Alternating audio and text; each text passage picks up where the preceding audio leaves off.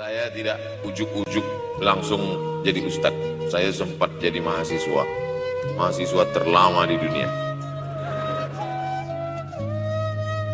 Saya kuliah di Mesir tahun 1998 sampai 2002. 4 September 1998 menginjakkan kaki di Kairo. November pulang tahun 2002.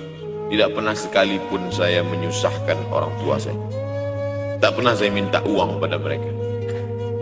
Sampai almarhumah emak saya bertanya, "Kau makan apa di sana?" "Makan nasi," saya bilang. "Dari mana dapat uang?" "Beasiswa saya cukup, Mak. 162 pon. 50 untuk makan, 50 untuk rumah, tinggal 62. 20 dibagi lagi untuk ongkos, 20 untuk buku, 20 disimpan, mana tahu demam sakit gak ada uang." Sampai pulang. Sampai akhirnya dia kasih tanya, "Gimana caranya ngirim uang supaya nanti di akhirat kalau Allah bertanya, pernah gak ngirim uang?" "Pernah." Ya, saya tak mau menyusah. Saya menganggap kalau nanti saya minta hatinya susah, kalau nanti saya banyak minta saya tak bisa balas, maka saya bukan berarti mengajak adik-adik tidak minta uang. Saya paham tak semuanya dapat beasiswa, artinya minta. Cuman kalau minta ya pulang nanti sampaikan ke orang tua, "Saya sudah dengar ceramah Ustaz Somad, maka saya tidak minta lagi." Tidak.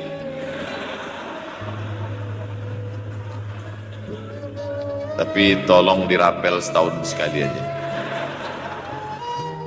Kalau mau merasakan bagaimana sayang mereka, coba hilangkan sayangnya itu agak 1 bulan, 2 bulan, 3 bulan, itu baru terasa. Karena sifat manusia ini kalau sudah tidak ada, baru terasa. Judul lagu Roma. Kalau dia masih ada di depan mata kita, masih dekat dengan kita, kita merasa dia biasa-biasa saja. Tapi kalau dia sudah tidak lagi ada, itu barulah. Oleh sebab itu coba kalau mau merasakan, kasih tahu dia, "Papa, Mama, untuk biaya kuliah saya 1 semester ini tolong jangan kasih dulu. Saya mau jual koran dulu.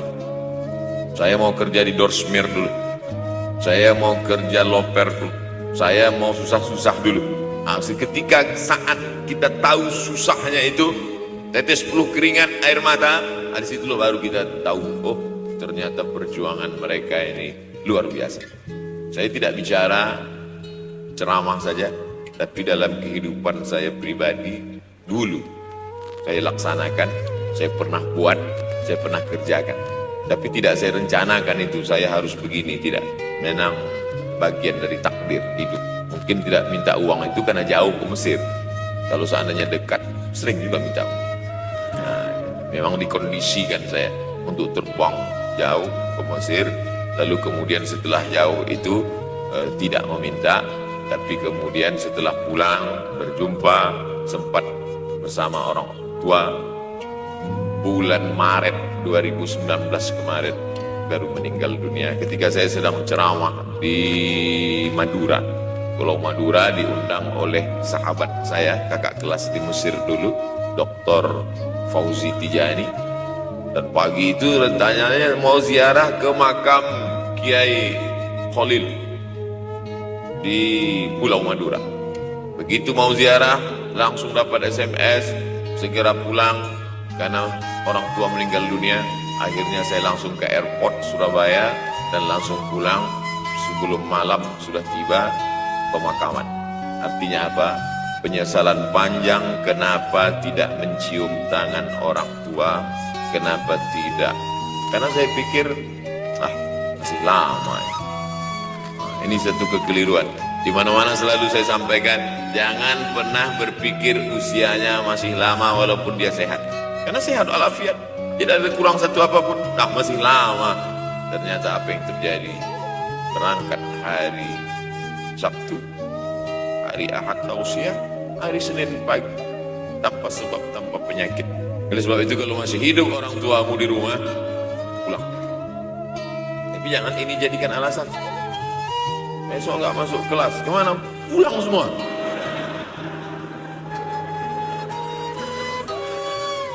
Pulang sesuai dengan kondisi, situasi dan keadaan. Pulang. Kalau masih bisa membahagiakan dia, apa makanan kesukaannya, belikan. Suka makan apa dia, belikan.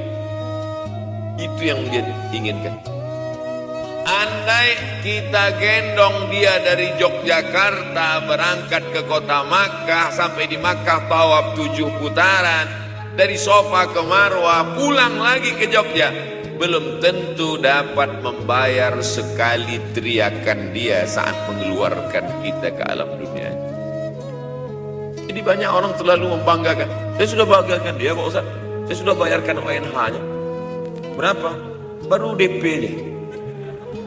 Sudah merasa berbakti kepada orang tua? Belum.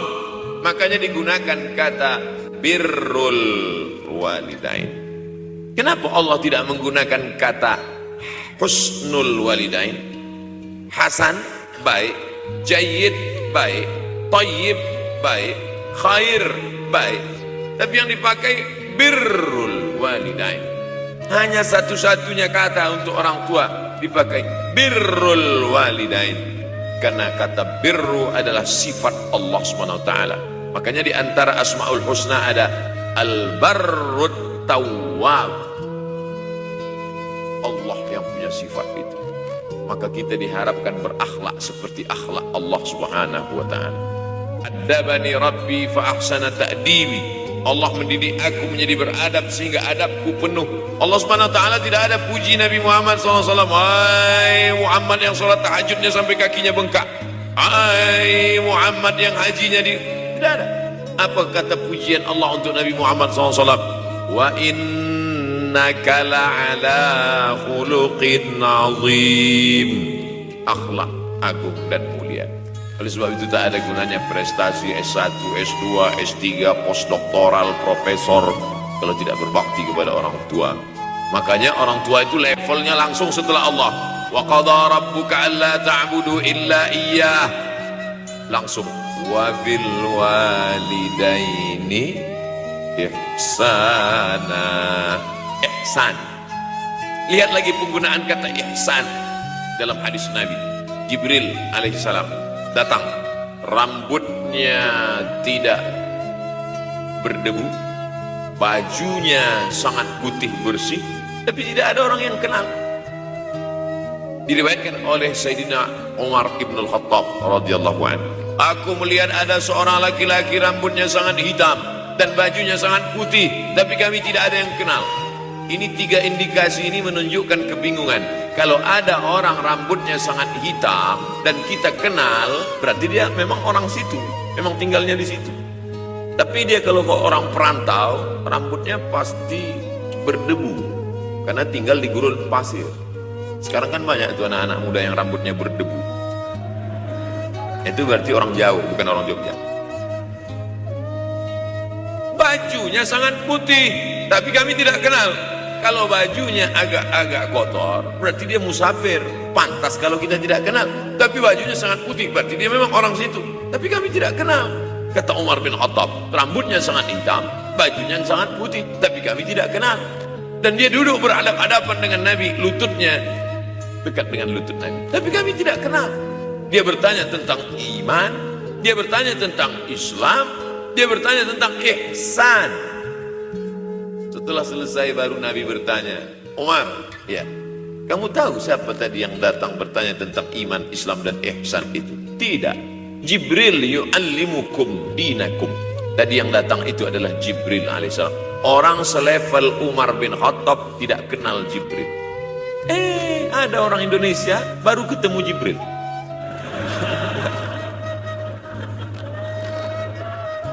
Umar bin Khattab kalau lewat di suatu jalan, kalau Umar bin Khattab lewat jalan Sudirman, maka setan lari ke jalan lain. Ini ada orang satu perjalanan sama setan, ngaku kenal dengan Jibril alaihissalam. Makanya kalau baca hadis, satu hadis, tapi analisa dari hadis itu banyak sekali. Umar tidak kenal dengan Jibril kecuali setelah Nabi Muhammad SAW yang bercerita mengenalkan. Dari mana Nabi tahu? Nabi dapat wahyu dari Allah Subhanahu wa ta'ala. Tapi ada analisa lain. Apa maknanya? Allah menggunakan kata ihsan untuk orang tua, Nabi menggunakan kata ihsan untuk Allah. Ihsan untuk Allah, anta'budallaha ka'annaka tarah, kau sembah Allah seakan-akan engkau melihat dia. Fa illam takun tarah, kalau kau tidak bisa melihat dia, fa innahu yarak, sesungguhnya dia yang selalu melihatmu, tidak pernah putus. Ihsan Allah kepada kita, tidak pernah putus pengawasan Allah. Bagaimana ihsan kita kepada orang tua, tak pernah putus bakti walaupun dia sudah meninggal dunia. Makanya kita tetap membaca walaupun dia sudah masuk liang lahat, jam 2 malam bangun, Rabbil firli wali walidayya warhamhuma kama rabbayani shaghira. Ada seorang sahabat Nabi namanya Sa'ad. Sa'ad sudah jadi bahasa Indonesia. Banyak juga orang Indonesia laki-laki sifat Sa'ad. Orangnya Sa'id, artinya bahagia. Sa'adah, kebahagiaan. Jenenge siapa? Sa'adah. Itu dari bahasa Arab. Sa'adatun, bahagia. Datanglah seorang laki-laki bernama Sa'ad menjumpai Nabi SAW. Ya Rasulullah, wahai Rasulullah, ummi matat, ibu saya sudah meninggal dunia. Afa atasaddaqu anha, kalau saya bersedekah kira-kira pahalanya sampai apa tidak untuk almarhumah ibu saya? Kata Nabi, tasaddaq, silakan engkau bersedekah. Ayu sadaqatu afdal, sedekah apa yang paling afdal? Saqiyul ma, memberi air minum. Memberi air minum, niatkan untuk almarhum almarhumah, kata Nabi, tasaddaq, silakan sedekah. Langsung tanpa pikir panjang, apa kata Sa'ad? Idzan ahfiru bi'ran, kalau begitu saya gali sumur sekarang juga, sumurnya saya wakafkan dengan niat almarhumah. Oleh sebab itu, yang orang tuanya sudah meninggal dunia, pulang dari sini jangan gali sumur, cukup telepon, assalamualaikum, sumur bor. Cari pondok pesantren yang kesulitan air, pergi ke kaki-kaki gunung, orang mencari air, satu jerigen mikul 5 km jalan. Di situ tempat minum lembu, kerbau, di situ juga mereka mengambil air. Cari, galikan, mengalir air sumur untuk mereka, mengalir pula sampai ke liang lahatnya. Itu bakti kita. Pulang dari sini, cari pondok pesantren, panti jompo, panti yatim. Assalamualaikum Bapak pimpinan yatim, saya lihat ini kamar mandinya sedikit, orang antri banyak, keran air tidak ada. Gimana ini? Berapa lagi yang perlu sumur bor di sini? Kami perlu kira-kira 5. Insya Allah. Bapak mau bantu? Enggak, nanya-nanya aja. Nih, ini akan menolong di hadapan Allah Subhanahu wa Ta'ala. Tapi kalau dia masih hidup, masih ada, senangkan hatinya. Pulang dari Universitas Ahmad Dahlan Yogyakarta dengan membawa selembar kertas. Apa itu? Transkrip nilai semester ini IP 4. Siapa yang tidak bangga? Bangga orang tua. Saya pulang dari Mesir, saya bawa ijazah LC. Satu lagi ijazah dari Maroko, MA. Ini mah ijazah LC MA. Tapi saya lihat dia nampaknya tak bahagia. Karena dia dulu waktu saya kecil nyuruh saya, kamu mesti doktorandus. Itulah cita-cita ya dia yang tidak sampai. Saya mesti doktorandus. Di mana mau mencari titel doktorandus sekarang? LCMA. Saya bilang, Mak, ini LCMA ini lebih hebat dari doktorandus. Artinya apa? Bahwa menyenangkan hati orang tua itu ketika hati dia terbuka, bahagia, disitulah pintu-pintu rezeki itu terbuka. Turun barokah-barokah itu. Buah kalau matang itu dijolok, jatuh. Dan menjatuhkan rahmat Allah itu, membuka pintu-pintu langit, mengetuk pintu-pintu rahmat dan ridha Allah dengan ridha orang tua. Makanya kata Nabi, ridha Allah fi ridhal walidain. Kalau Allah ridha, maka semua yang kau mau dia berikan. Orang kalau sudah ridho itu artinya senang. Orang kalau sudah senang, semua dia kasih. Apa yang ada di tangannya, itu dia berikan. Tadi malam sampai di hotel, datang seorang jamaah, buka cincinnya. Cincin paling dia sayang, dia kasih ke saya. Laki-laki. Nah, ini Ustaz Somad, ambil. Duduk saya tadi, datang anak muda, dia lihat saya tak pakai sorban, dikasihnya sorban. Cuman akadnya belum jelas apa ngasih atau pinjam, Allah. Saya penjelas. Orang kalau sudah senang hatinya, semua dia kasih. Begitulah orang kalau sudah dapat ridha Allah Subhanahu wa ta'ala. Kita baru berharap dapat ridha Allah. Makanya habis sholat subuh selalu diajarkan, raditu billahi Rabba. Aku ridha engkau sebagai Rabbku ya Allah. Apakah Allah ridha terhadap kita? STJ, status tak jelas. Cara mendapatkan ridho Allah, pancing dengan ridho orang tua. Senangkan hatinya, terbuka pintu rezeki. Makanya sulit hidup kita sempit. Dari kerut kening kita udah kelihatan. Kenapa? Karena tidak ada ridho Allah akibat tidak pernah menyenangkan hati orang tua. Senangkan orang tuamu, jadikan dia seperti raja, maka rezekimu akan melimpah seperti rezeki raja-raja. Bukan hadis Nabi, dapat saya dari grup WhatsApp.